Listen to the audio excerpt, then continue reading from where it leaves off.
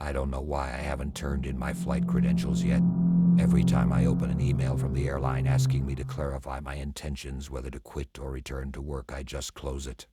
I've known the answer for a while now. I'm never flying again. It all started that day during Flight 714 to New York. The flight was smooth except for some mild turbulence over the Atlantic. Nothing out of the ordinary. I was scanning the instruments just like I'd done hundreds of times before, checking the autopilot. Everything was on track, but about 3 hours into the flight, the instruments began acting strangely. Everything looked fine, but there was a tension in the air. Then I heard a faint whisper in my headset, as if someone was speaking directly into my ear. "Did you hear that?" I asked my co-pilot, Dan. He shook his head without looking up from his readings. I shrugged it off, trying not to make a big deal of it. A minute later, it happened again, a whisper, even closer, more insistent. I couldn't make out the words, but the sound sent an icy chill through me.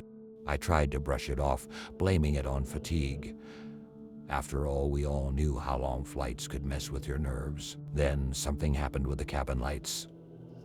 They flickered, and at that moment, I clearly heard a voice behind me whispering, "You're not alone." I whipped around. No one was there. My heart pounded in my chest. It was irrational. There was no one behind me.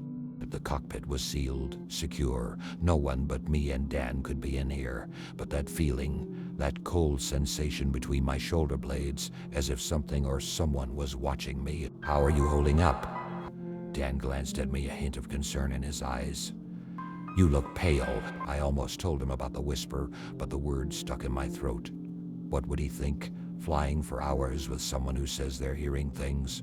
No, I couldn't let that happen. "I'm fine," I replied, forcing confidence into my voice. The rest of the flight was uneventful, but the tension clung to me.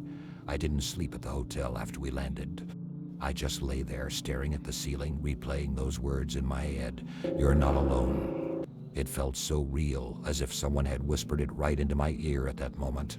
I tried convincing myself it was just my imagination, maybe exhaustion from the long flights catching up to me, but it only got worse when I returned home. Every night, I would hear the same thing, the whisper. It came just as I was about to fall asleep, like someone was standing at the head of my bed, murmuring in my ear.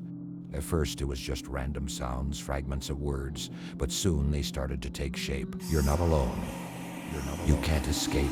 I became more withdrawn. The thought of flying again filled me with dread. I couldn't tell my wife. I couldn't let her see how broken I'd become. She was used to seeing me as the steady one, the person who could handle anything. Weeks passed, and the whispers started invading my daily life. One night, while I was sorting through old flight documents in our dimly lit living room, the desk lamp flickered and the whisper returned. Only this time it was all around me, like a chorus of voices. It felt like there were invisible figures standing in every corner, murmuring in unison. "You're not alone. You can't escape." I jumped up, scanning the empty room, and then something else happened. I felt it. Something touched my shoulder. Cold, unseen fingers. I recoiled, knocking over the desk. The lamp crashed to the floor and went out. I couldn't take it anymore. This darkness, these sounds, this presence. It had become real. I didn't know what was happening, but I knew one thing: I could never fly again. And maybe, just maybe, that was the only way to escape whatever was hunting me. I didn't tell anyone. How could I? If I admitted to hearing voices and feeling things that weren't there, I'd lose everything: my job, my family, my sanity. I kept pretending everything was fine, but inside I was hanging by a thread. A month after that flight, the airline called. They said I'd had enough time to recover from my exhaustion, and it was time to come back. I stayed silent as the voice of the senior pilot came through the phone. There was nothing threatening in his words, but my heart pounded like I was standing on the edge of a cliff. "Jake, are you there?" he asked. "Yeah," I croaked. "I just need more time." He sighed. A long pause followed, and then he said, "I get it, but you need to come back. But don't drag this out." They couldn't wait forever. I knew that if I didn't return, my career would be over. But deep down, I felt that if I got behind the controls again, I might never make it back to the ground. Something was chasing me, and it would get stronger if I went back into the air. But the fear of losing everything I'd worked for was too great. In the end, I made the decision to fly again. I told my wife I needed to take one last flight to clear up all the work-related questions. She believed in me. Her faith was unbearable. I felt like I was betraying her by not telling her the truth. I sat in the cockpit just like I had hundreds of times before. Dan was my co-pilot again. He gave me a curious glance, but said nothing when I took control. The takeoff went smoothly, no issues at all, but inside I was boiling over with dread, waiting for it to start, and then it did. A few hours into the flight, the instruments started flickering. Warning lights flashed across the cockpit. Dan looked at me, doubt flickering in his eyes.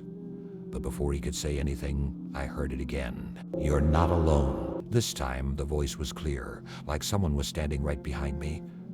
I glanced in the rearview mirror, and for a split second I saw something.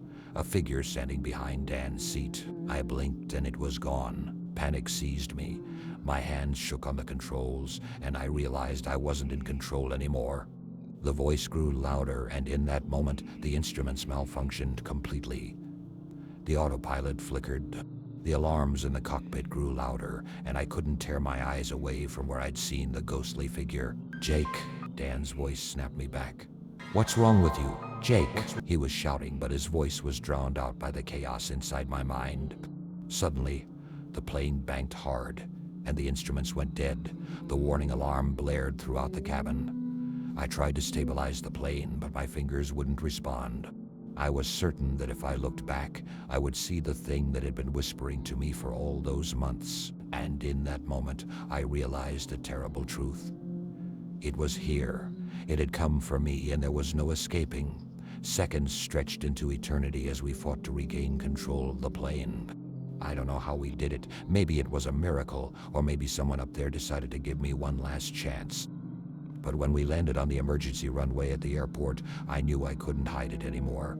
All I knew was that I'd never fly again. And this time, it wasn't just fear of flying. Jake sat in silence, staring ahead. The whispering was gone, but he knew it was only temporary. If he ever went back up into the sky, it would return. And next time, it wouldn't let him go.